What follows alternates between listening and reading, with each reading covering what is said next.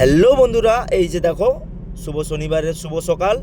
আমার সব ফেসবুক বন্ধুদের এবং আমার সব ফেসবুক পরিবারের সবাইকে হাই ফ্রেন্ডস। এই যে দেখো, আজকে আমার গাড়ি হয়নি তো কালকে, কারণ হাওড় গিয়েছিলাম, আমার গাড়ি তো লোড হয়নি, তাই জন্য রাত্রে বাড়ি এসেছি।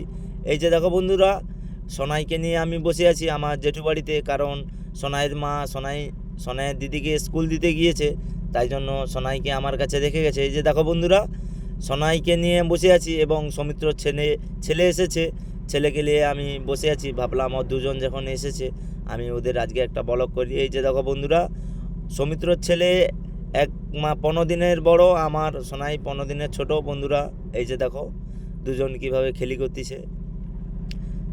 হাই ফ্রেন্ডস, টাটা, শুভরাত্রি। এই যে দেখো, আবার সন্ধ্যাতে লোডে এসে গেছি, কারণ আমার গাড়িতে একটু তেল কম আছে কালকে, কারণ হাউস থেকে এসেছি, তাই জন্য মালিককে ফোন করলাম। আমি বললাম গাড়িতে তেল লাগবে, মালিক বলল তুমি 700 টাকা তেল নিয়ে নাও, হয়ে যাবে।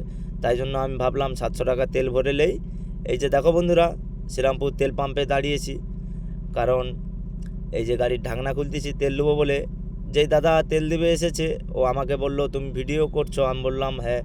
বলল তুমি বেশি বেশি করে ভিডিও করো এবং তোমাদের ভিডিও ভালো হচ্ছে।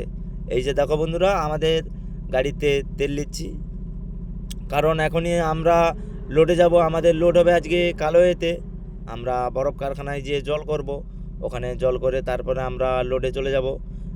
এই যে দেখো বন্ধুরা, বরফ কারখানায় এসে গেছি।